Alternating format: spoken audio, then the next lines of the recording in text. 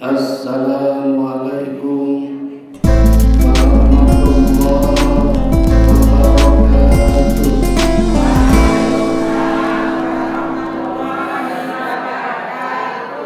Sajdatus sa'adah Zummala'il a'izzah Kubailal bidayah.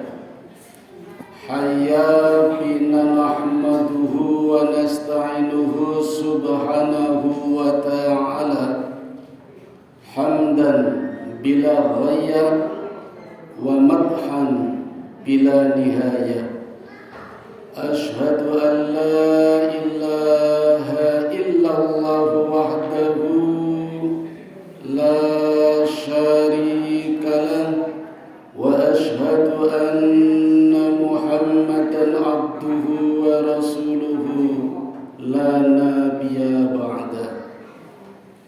Syukur alhamdulillah, monggo ibu-ibu sedaya kita panjatkan kehadirat Allah Subhanahu wa taala yang senantiasa melimpahkan rahmat, taufik, hidayah, inayah dan berbagai kenikmatan kepada kita sekalian, hingga di sore hari ini kita masih dapat mengikuti salah satu perintah Allah, yaitu menuntut ilmu yang bertempat di tempat yang mulia Masjid Al-Iman yang diselenggarakan oleh ibu-ibu penggerak PKK tingkat kelurahan. Konon kabarnya pengajian ini sudah berlangsung sejak tahun 1995. Mudah-mudahan barokah ibu-ibu. Dan sore hari ini insya Allah sore dan hari terakhir di tahun Hijriah 1443. Insya Allah nanti malam selepas maghrib, kalau tidak meleset, kita memasuki tahun baru, tahun Hijriah 1444 tanggal 1 Muharram, kalau tidak meleset. Biasanya meleset ini kok bulan puasa sama Idul Fitri. Nah, liyane mboten meleset. Kok saged nggih? Meteor tidak meleset, gerhana bulan tidak meleset, gerhana matahari tidak meleset. Tapi kalau puasa sama Idul Fitri kok bisa meleset. Hitungane padha hisab dengan ru'yah kok bisa meleset. Pun betul usah dipikir, pun wonten sing mikir. Ibu-ibu yang dirahmati Allah, pergantian tahun dari tahun lama menjadi tahun baru, termasuk tahun baru Hijriah, itu merupakan satu dari banyak peristiwa yang sudah menjadi tradisi, khususnya di tanah air kita, sehingga banyak pula yang merayakannya sebagai ulang tahun atau pergantian tahun, termasuk tahun baru, khususnya tahun baru Hijriah, dan tahun-tahun yang lain juga begitu. Peringatan perayaan tahun baru bukan wacana yang baru ibu-ibu. Ini wacana yang sudah sangat lama. Siapa yang memulai? Secara historis dimulai dari kebiasaan-kebiasaan yang dilakukan oleh istrinya Raja Namrud, laknatullah alaih, yang berjaya di masa kenabian Nabi Ibrahim alaihi salatu wassalam. Raja Namrud ibu-ibu adalah raja yang lalim. Mengapa disebut lalim? Lalim dari kata la alim, la tidak, alim berilmu. Jadi lalim artinya tidak berilmu. Tidak berilmu artinya tidak berakal, berarti tidak menggunakan akal, tapi menggunakan okol atau otot, atau menggunakan kekuasaannya, menggunakan kekuatannya, dan menggunakan hawa nafsunya untuk memimpin sebuah negara ketika itu. Dan Raja Namrud ini, ibu-ibu, satu dari 6 raja yang berkuasa di dunia ketika itu. Dengan kekuasaannya, dengan kekuatannya, dengan nafsunya, berambisi ingin menjadi raja terkuat di dunia ketika itu. Namun ambisinya dipatahkan oleh anak kecil, laki-laki yang pagi itu masuk kamarnya Raja Namrud. Lalu mengatakan, "Ya Namrud, engkau tidak akan mungkin menjadi raja terkuat di dunia sementara atau selama banyak wanita-wanita yang ada di sekitarmu." Nah, merasa terhina, diejek, lalu dayang-dayang kerajaan semuanya dibunuh. Termasuk anak kecil itu juga dibunuh. Tapi pagi harinya anak kecil tadi masuk kamarnya lagi. Kata Namrud, "Kok masih hidup? Kan sudah aku bunuh kemarin itu." Kata anak kecil, "Ya Namrud, engkau tidak akan bisa membunuhku, karena sesungguhnya aku adalah iblis. Dan kalau kamu ingin berkuasa menjadi raja terkuat di dunia, kamu harus bersekutu denganku, kamu harus menjadi hambaku, kamu harus sujud kepadaku." Maka dipenuhi perintahnya dengan harapan Namrud menjadi raja terkuat di dunia ketika itu. Dan salah satu syaratnya, ibu-ibu, Namrud harus mengawini ibunya sendiri. Jadi jangan kaget kalau zaman sekarang mulai ada anak menikahi ibunya, bapak mengawini anaknya, kakak mengawini adiknya, orang-orang mengawini binatang piaraannya. Teng Amerika wonten, Bu, ijab jejer kali babi. Ratrimo mangke nek warise tiba ning lanange men tiba ning babi wae. Kawine karo babi. Wanita-wanita Jepang rela menceraikan suaminya demi kawin dengan robot-robot ciptaannya. Naudzubillah min dzalik. Dulu anak-anak kecil mainannya hanya karet tapi jadi pinter. Sekarang banyak mainan internet malah keblinger. Akhlaknya semakin rusak. Kok tidak takut kalau hukuman itu datang lagi seperti hukuman musibah yang diberikan kepada umatnya Nabi Lut?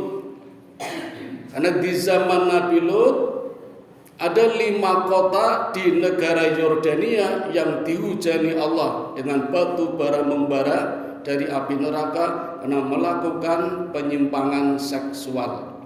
Ada 5 kota, Bu. Kota yang pertama kota Sodom. Itu laki-laki main dengan laki-laki padahal sudah punya istri. Yang kedua kota Gomorrah, wanita main sama wanita padahal sudah pada punya suami.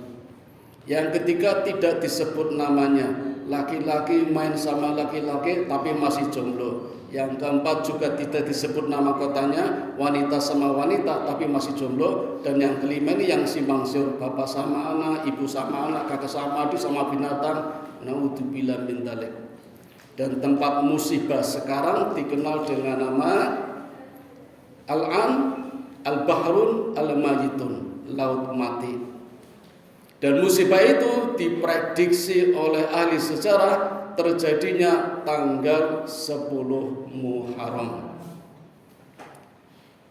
Sepeninggal Namrud, istrinya yang merangkap ibunya punya kebiasaan selalu menghiasi rumahnya dengan mencandalkan atau menghiasi pohon evergreen, pohon cemara dengan lampu-lampu hias, dengan lilin, dengan lampion, dengan obor.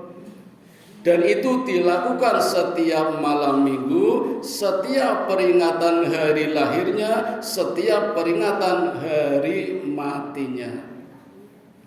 Sampai di sini pun pahami Ibu-ibu? Maksud saya di sekitar kita mungkin ada saudara-saudara kita, teman-teman atau tetangga kita yang melakukan praktek seperti ini. Setiap malam minggu menghiasi rumahnya dengan pohon cemara, lalu digantungkan lampion-lampion, lampu-lampu hias, ulang tahun menggunakan lilin, pakai obor termasuk takbiran. Ternyata praktek seperti ini sudah dilakukan sejak zaman dulu oleh istrinya Raja Namrud yang merangkap sebagai ibunya. Karena ketika itu agamanya agama Majusi, agama yang menyembah api dan sejenisnya yang bersifat panas.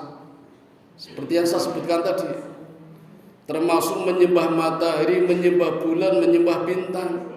Maka Ibrahim hadir diutus Allah untuk berdakwah di lingkungan istana seperti ini, tantangan yang sangat besar. Dimulai dari masuk tempat peribadatannya Namrud, dihancurkan semua patung-patung kecil sejumlah 300, disisakan patung yang terbesar. Pagi-pagi Namrud melihat patungnya berantakan, marah. Siapa ini yang menghancurkan Tuhan-Tuhanku? Tuhan kok hancur. Nggak ada yang berani.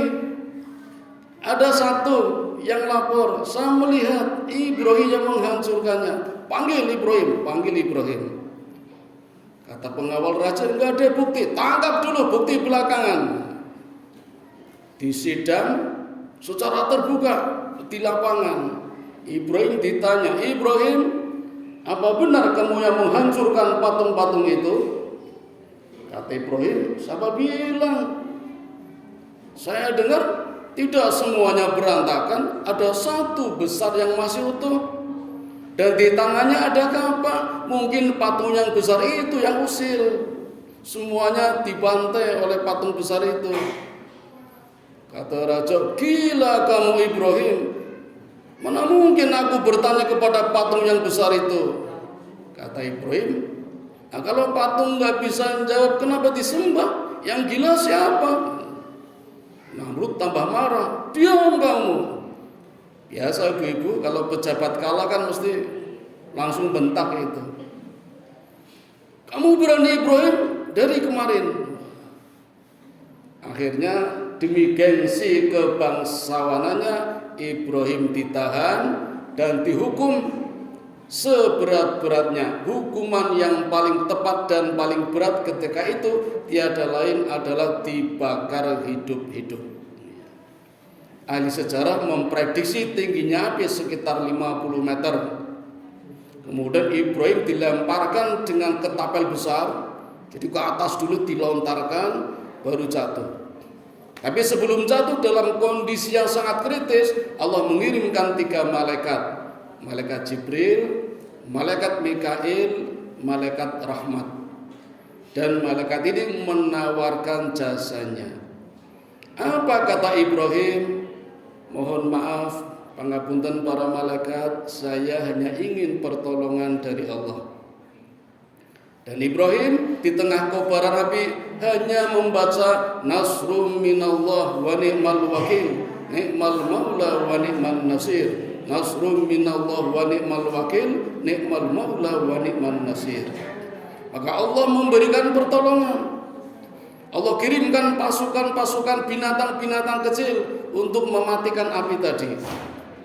Tidak hanya itu, Allah juga berfirman kepada api, ya naru kuni bardan wa salaman Ibrahim. Wahai api, dinginlah kamu dan selamatkanlah Nabi Ibrahim. Saniki Bu, wong-wong mantul do sinau ngapalke ayat niki. Jarene men dibakar mboten mempan.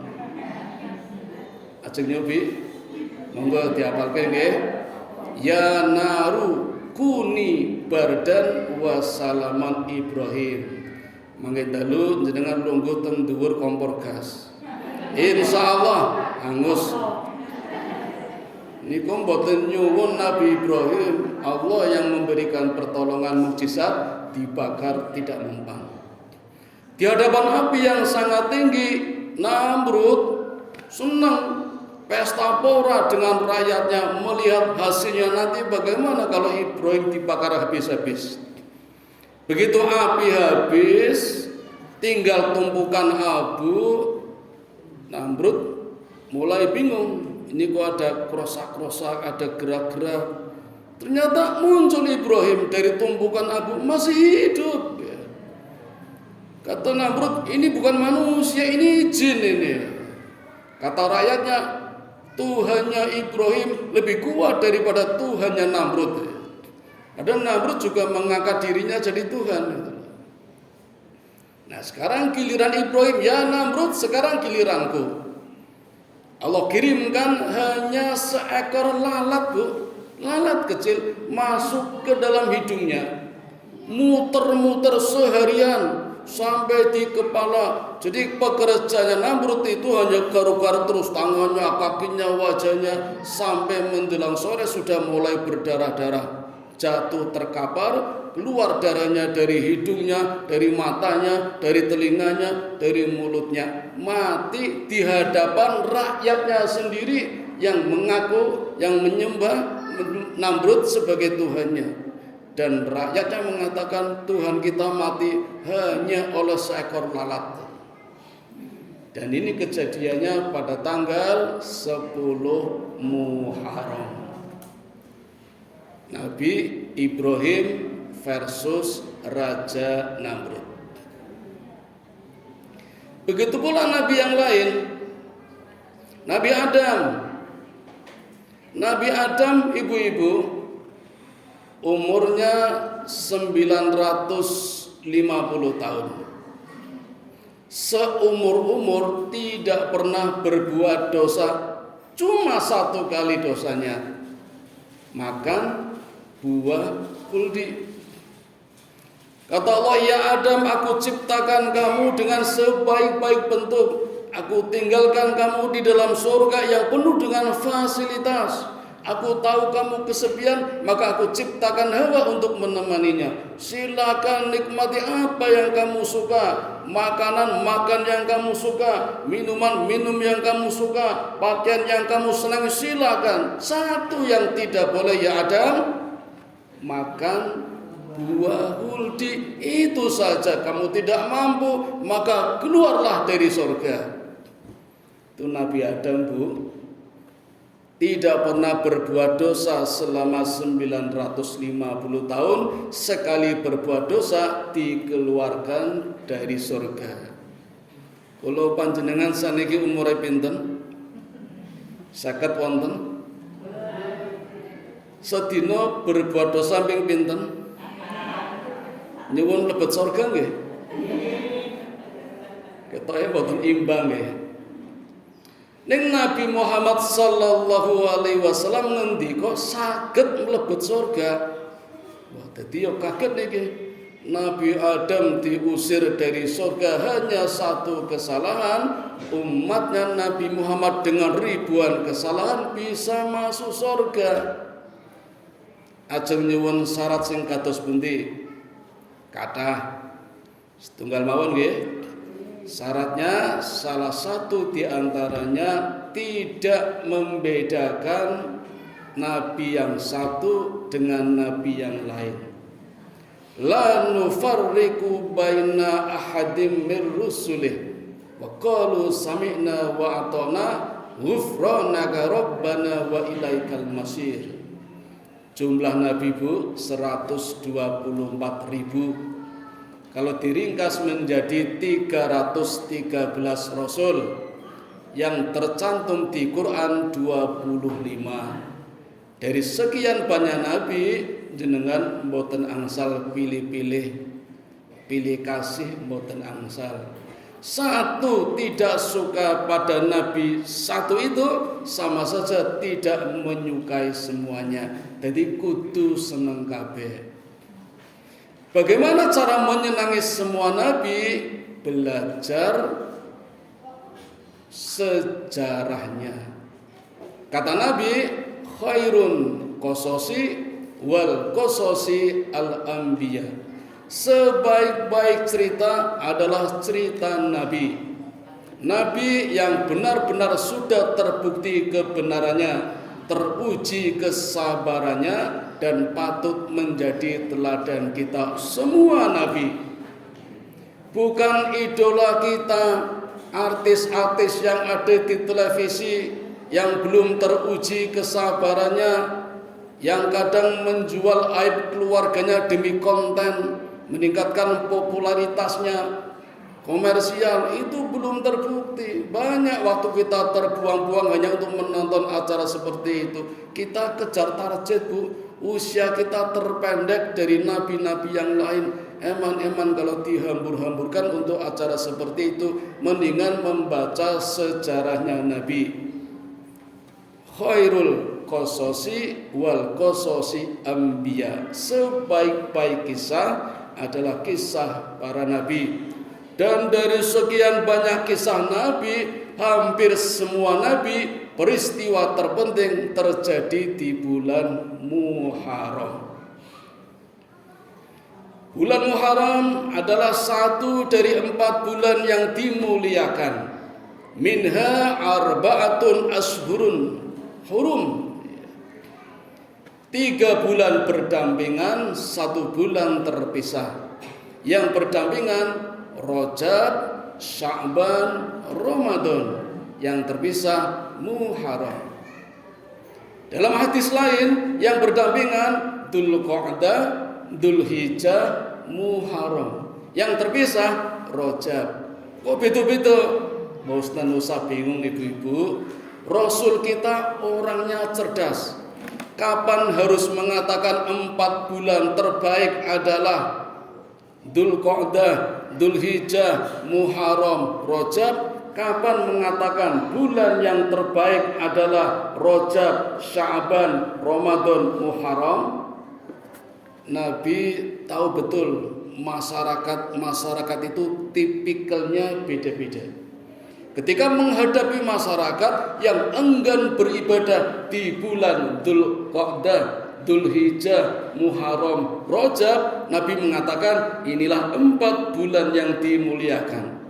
Ketika Nabi pindah tempat melihat masyarakat enggan beribadah di bulan Rajab, Sya'ban, Ramadan, dan Muharram, Nabi mengatakan inilah 4 bulan yang dimuliakan. Pinter betul Nabi. Pinter. Berarti semua bulan baik. Sama dengan setiap hari. Setiap hari adalah baik. Karena ibu-ibu, Allah menciptakan 2 perkara, musayyar dan muhayyar. Musayyar itu sifatnya dependen. Ada ketergantungan dari Allah. Yang Allah berikan kepada kita tinggal disyukuri saja. Itu namanya musayyar. Karena itu pemberian dari Allah, kita tinggal pakai saja, maka nggak ada pengaruhnya dengan pahala dan dosa. Tidak menyebabkan orang masuk surga dan neraka. Tapi kalau muhayyar, ada ikhtiar dari manusia, ada otak-atik, utek-utek, idik-idik. Nah inilah yang ada pahala dan dosanya bisa berpengaruh masuk surga atau neraka. Paham ya? Tanggal lahir, tanggal kematian, hari lahir, hari mati, musayyar, bukan muhayyar. Jadi memperingati hari lahir, ulang tahun, memperingati hari mati, khaul, itu musayyar. Hari lahir, hari mati juga musayyar. Gak ada pahala dan dosanya, gak menyebabkan orang masuk surga atau neraka kecuali ngotak-ngatik harinya itu. Maka ibu-ibu hati-hati nggih, ini sudah masuk ranah akidah. Jangan sampai keliru. Kalau kita mengatakan hari Jumat adalah hari baik, berarti pada saat kita mengatakan hari Jumat hari baik, sama saja kita beranggapan hari selain Jumat adalah hari jelek. Mboten pareng. Karena semua hari yang menciptakan Allah, Allah sendiri yang memberikan nama-nama hari, maka semua hari baik. Gak ada hari jelek, gak ada hari buruk, gak ada hari sial, gak ada hari naas. Semua hari baik. Yang paling aman Bu, kalau kita mengatakan hari Jumat adalah Sayyidul Anam, hari yang paling mulia, hari yang paling baik. Kalau kita mengatakan hari Jumat adalah hari yang paling baik, masih aman, berarti hari lain masih baik, tidak buruk. Ngaten nggih? Sekarang kita buktikan. Nabi Muhammad lahir hari napa, Bu? Senin, bukan Jumat. Kalau kita mengatakan hari Jumat baik, berarti Senin jelek, berarti Nabi kita jelek.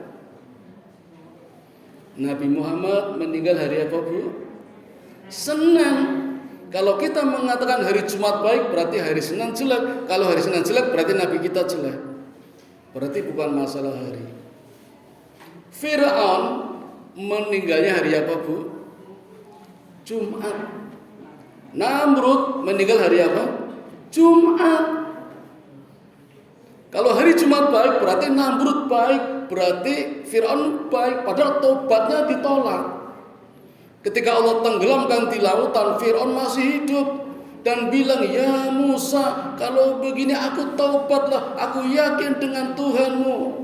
Allah langsung berikan jawaban lewat malaikat, "Tobatmu ditolak." Oleh malaikat malah dilelapkan menah, cemplung ke menah. Tobatnya ditolak, padahal meninggalnya hari Jumat. Ngaten Bu nggih? Nah, jadi hati-hati kalau mengatakan hari Jumat itu baik. Dalam seminggu Bu, wonten sripah kalih ngen kula. Sing pertama hari Jumat, sing kedua Selasa. Pas kula takziah dina Selasa, jejer kula cerita neng ngarepe sing sripah, Mas Fatluddin wingi apik ya matine Jumat. Pripun Bu, nek sing sripat dina Selasa napa mboten keloro-loro? Langsung tak keplak niku. Meneng. Ngomong ya menyakitkan itu. Jadi hari itu musayyar. Nah, ketika kita ngotak-ngatik hari, itu baru muhayyar. Nanti ada pahala kalau baik, ada dosa kalau salah. Termasuk anggota badan kita ibu-ibu, rambut, kepala, hidung, telinga, mulut, mata, semuanya musayyar. Kita nggak pernah minta, tahu-tahu Allah berikan rambut panjang, rambut keriting, rambut pirang hiji. Allah berikan mata kita sipit, blolo, ireng, coklat. Telinga ada yang lancip, ada yang lebar, lidah juga begitu, hidung mancung, pesek, gak ada pengaruhnya terhadap pahala dan dosa. Yang kulitnya hitam, apa masuk neraka? Belum tentu. Yang kulitnya putih masuk surga? Belum tentu. Karena itu musayyar. Maka Allah tidak menilai itu. Innallaha la yanzuru ila suwarikum min amwalikum, walakin yanzuru ila qulubikum wa a'malikum. Sesungguhnya Allah tidak melihat wajah, rupa, harta, kekayaan seseorang, tetapi yang Allah lihat adalah walakin yanzuru ila qulubikum wa a'malikum. Yang Allah lihat adalah hati dan perbuatannya. Hati dan perbuatan itulah mukhayyar. Jadi kalau hati kita baik, amal kita baik, dapat pahala, jaminannya surga. Kalau hati kita buruk, amal kita salah, resikonya adalah neraka. Tapi yang tadi, wajah dan sebagainya, itu musayyar. Ada sahabat namanya Abi Dzar Al-Ghifari, kangen kali Bilal bin Rabah, janjian pengen ketemu. Zaman sampeyan dereng wonten HP. Ketemu asik berbincang-bincang, ngobrol nganti suwi. Lama-lama nggak sadar terucap kata-kata yang kurang enak. Abi Dzar Al-Ghifari nguneke Bilal, sok tahu kamu budak hitam. Bilal mboten trima Bu, lapor kali Nabi. Abi Dzar Al-Ghifari ngoyak. Nabi lihat, apa kata Nabi? Abi Dzar, pergi, keluar, bau busuk kamu bau busuk. Diusir kali Nabi. Langsung minta maaf, bertobat. Minta maaf sama Bilal, bukan sama saya. Jadi Nabi melihat Abi Dzar Al-Ghifari yang tampan putih mengatakan busuk kamu, bau busuk. Karena ucapannya menghina Bilal yang kebetulan kulitnya hitam, pekerjaannya budak, orang Afrika. Tapi Nabi bangga, Nabi kangen dengan suara adzan. Ya Bilal, adzanlah, aku kangen dengan suaramu. Bahkan ketika peristiwa Isra wal Mi'raj, ibu-ibu, Nabi Muhammad di surga melihat terompahnya Bilal. Bilal masih hidup, masih di dunia, tapi di surga sudah melihat sandalnya. Sandalnya pun mlebet surga.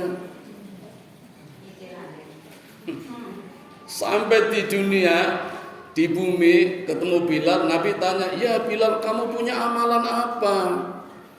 Kata Bilal, saya nggak punya amalan. Nggak percaya? Nggak punya ya Rasul. Tenang nih. Ya wis, aku tak nginep. Nabi nginep 3 hari di rumah Bilal. Baru ketemu amalannya. Amalannya apa Bu? Nabi penasaran, sejak bangun tidur sampai tidur lagi diamati. Ternyata Bilal amalannya setiap wudunya batal, wudu lagi. Habis buang hadis, wudu lagi. Jadi nggak suci, wudu terus. Wah, ini amalannya ini. Kulitnya hitam, budak Afrika, ternyata lebih mulia daripada Abi Dzar Al-Ghifari yang tampan putih. Jadi memang musayyar Allah nggak lihat, yang dilihat adalah amal dan perbuatannya. Maka ibu-ibu, bulan Muharram itu sering disebut turn point, titik balik. Jadi perubahan. Maka secara harfiah di dalam Kamus Besar Bahasa Indonesia, hijrah itu kan pindah dari satu tempat ke tempat lain, dari satu suasana ke suasana lain, dari kondisi yang satu ke kondisi lain, tapi sifatnya dinamis, progres. Itu hijrah. Jadi kalau mandek, kalau ajab, bukan hijrah. Dan pasti hasilnya positif, bukan negatif. Itu hijrah. Maka benar, banyak peristiwa yang terjadi di bulan Muharram menjadi titik balik para nabi. Nabi Adam juga menjadi titik balik. Ketika diusir oleh Allah, apa yang terjadi? Taubat, membaca istighfar. Apa istighfarnya Nabi Adam?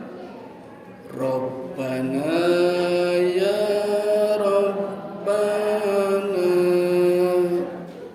Rabbana dhalamna anfusana wa illam taghfir lana wa tarhamna lanakunanna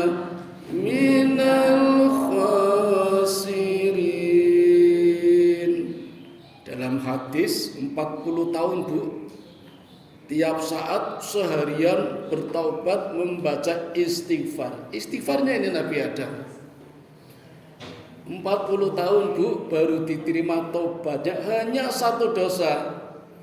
Jadi nek kita sedina dosane 20 berarti maca ping pira nggih Bu? Kita nek mung siji mboten imbang. Niku nek kelingan kadang mboten kelingan. Tapi nanti ada resepnya Bu nggih, nek mboten saniki kapan-kapan. Mengapa Nabi bisa menjamin kita masuk surga dengan banyak dosa? Sementara nabi-nabi yang dulu dikeluarkan dari surga hanya satu kesalahan. Nabi Ibrahim juga titik balik ini. Dan kisahnya lama sekali ini. Nabi yang lain, Nabi Nuh. Nabi Nuh Bu, umurnya terpanjang 1500 tahun. Dalam riwayat lain 950 tahun. Umur dakwahnya 800 tahun. Jadi ada umur usia, ada umur dakwah. Jenengan umurnya pinten Bu? 60. Umur dakwahnya? Umur dakwah itu mengajak kebenaran, ngejak tonggone salat, ngejak ngaji niku tetong pinten tahun. Jadi umur amal niku. Nabi Nuh 800 tahun dakwah Bu, hanya mendapatkan umat 80 til. Jadi 10 tahun mung entok siji. Nek kampanye 10 tahun entok wong siji, bubar partainya itu. Mendirikan sekolah 10 tahun dapat murid siji, bubar sekolahannya. Dodolan 10 tahun mung tuku wong siji, bubar. Hanya Nabi saja yang mampu bertahan, termasuk Nabi Nuh. Tapi lama-lama ya Nabi Nuh juga mengadu kepada Allah, ya Allah, hanya ini yang aku dapat lakukan. Kata Allah, apa maumu ya Nabi Nuh? Udah ya Allah, hancurkan sajalah, percuma. Nanti punya anak-anaknya juga sama pada kafir. Karena umatnya Nabi Nuh Bu, niku nek diceramai do tutup telinga, ditutupi nih do ngece. Hampir sama dengan umatnya Nabi Syuaib. Kalau umatnya Nabi Syuaib niku ngaten Bu, ngapunten nggih, tak praktekkan. Ning jangan dipraktekkan, tak contohkan. Jadi umatnya Nabi Syuaib niku nek diceramai do ngaten.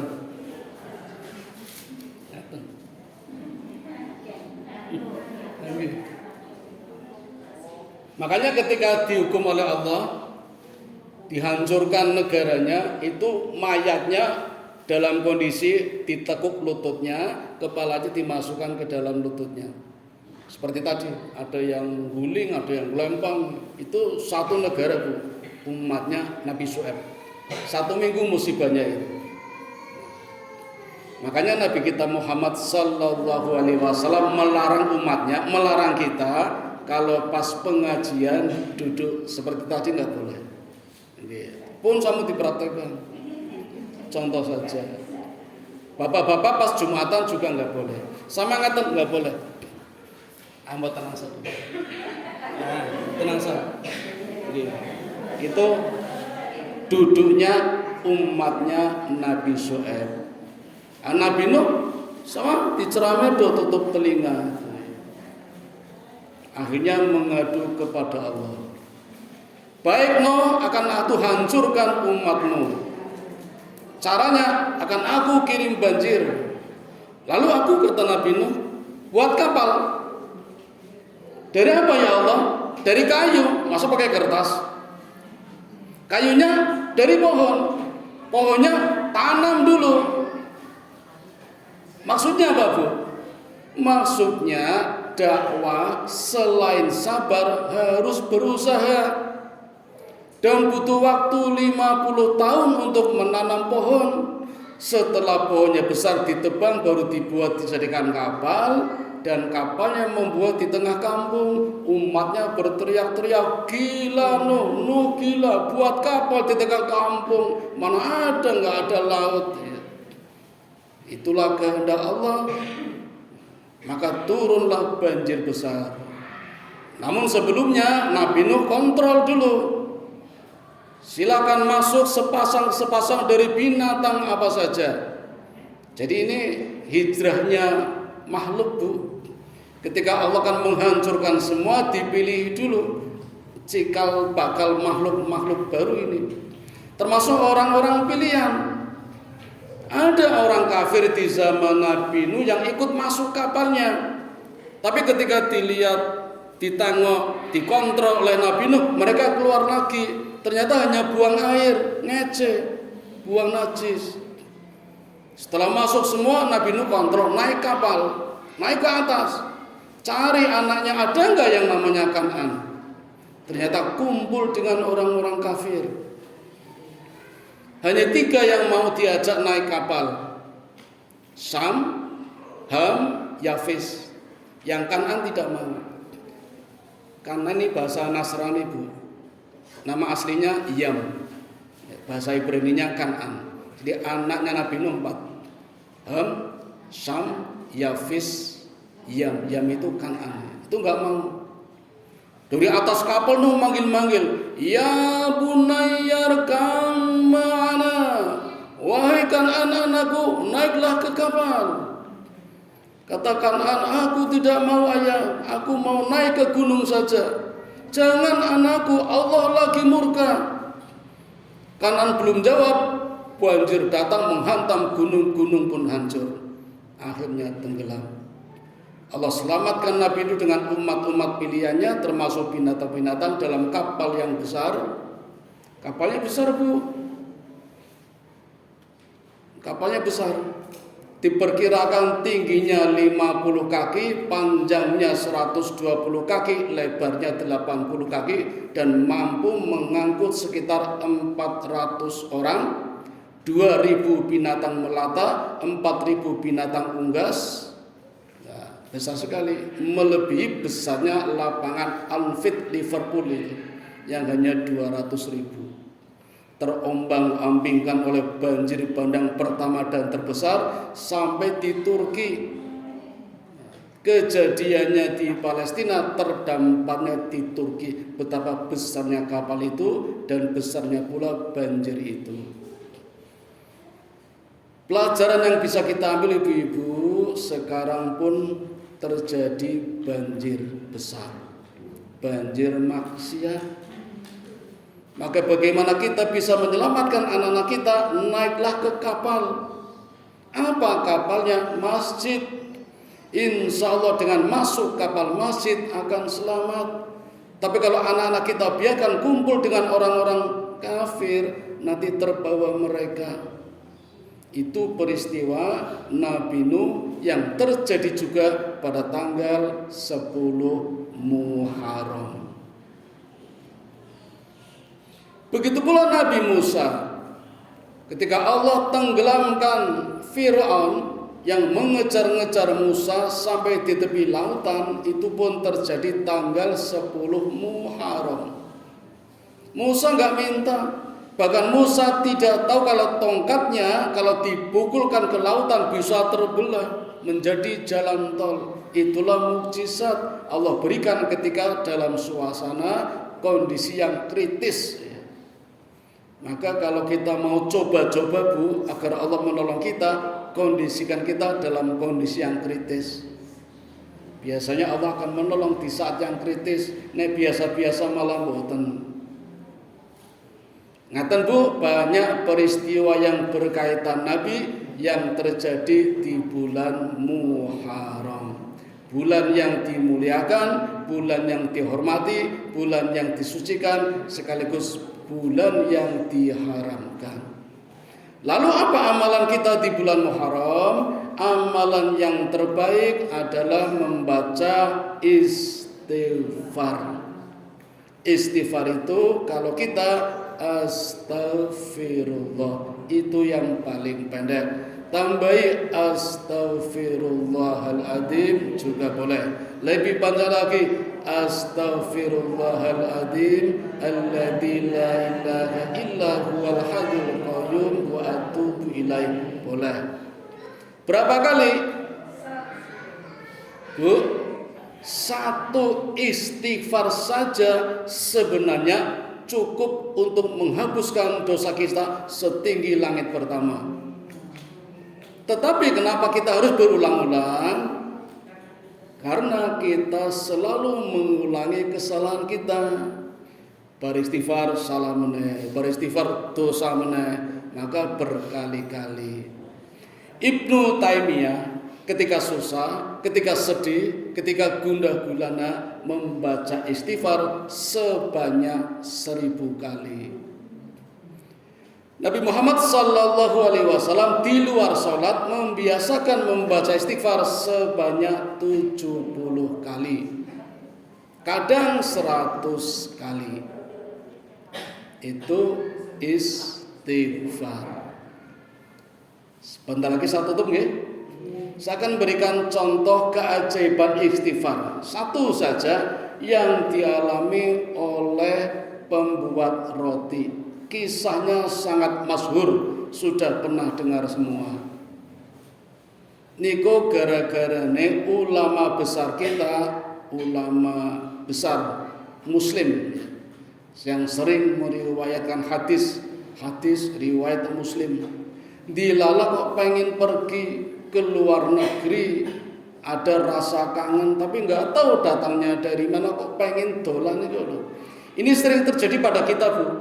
Mesti jenengan yang ngalami kok pengen lunga teng pundi niku lho, dhewean, orang ngejak kanca, orang ngejak anak, kadang pengen itu. Itu pun terjadi pada ulama besar Muslim. Perjalanan jauh akhirnya ditempuh, sampailah juga di satu daerah dan sampai di sana malam hari. Belum ada hotel, belum ada redor, belum ada oyo. Yang dia temukan hanya masjid yang kebetulan masih terbuka pintunya. Maka selepas sholat tahiyatul masjid, Imam Muslim hendak berbaring tiduran di masjid. Oleh marbot diusir, nggak boleh. Maka keluarlah Imam Muslim. Marbotnya pergi, tidur lagi di emperan. Konangan diusir lagi. Niko Imam Muslim.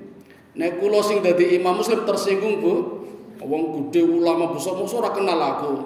Tapi Imam Muslim boten. Dia patuh pada aturan marbot, diusir ya lunga ora apa-apa, marbote ora kenal. Ketika hendak meninggalkan masjid, ada yang manggil, "Ya Syekh, sini saja, bermalam di tempatku." Syekh Muslim mendekat. Ternyata yang memanggil adalah pembuat roti.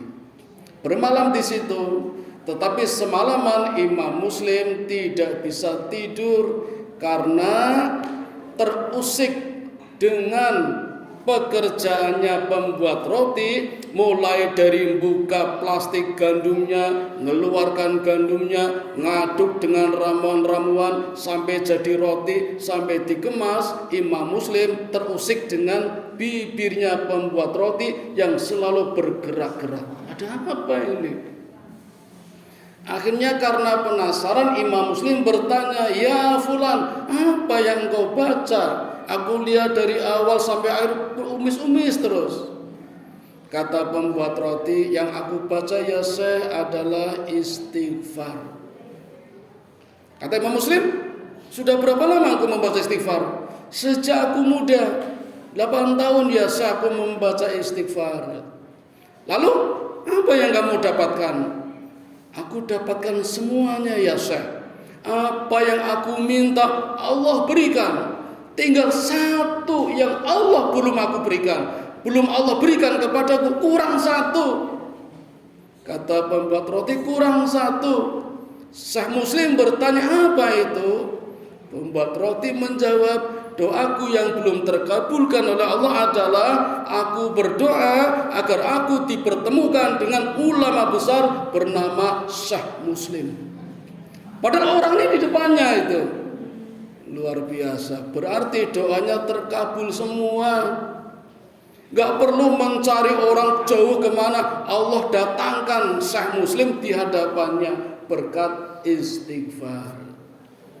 Jadi ibu-ibu, kalau kita yakin apa yang kita inginkan, jangankan berdoa baru kerentek saja, bahkan mungkin belum kerentek, kalau kita rajin istighfar, insya Allah Allah berikan.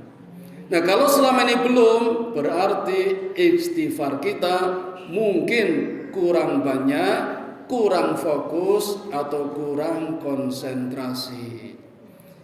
Maka marilah ibu-ibu di penghujung tahun 1443 dan awal memasuki tahun 1444 Hijriah, marilah kita perbanyak istighfar. Mudah-mudahan dengan banyak istighfar Allah mengampuni dosa-dosa kita yang lalu, membuka lembaran baru dengan kertas putih bersih berkat istighfar. Amin ya robbal alamin. Mekaten ibu-ibu yang dapat kami sampaikan, mohon maaf kalau kurang berkenan atau ada salahnya. Sekiranya ada yang mau ditanyakan juga boleh, kalau mau ditutup dulu baru tanya juga boleh. Saya kembalikan kepada pembawa acara. Assalamualaikum warahmatullahi wabarakatuh.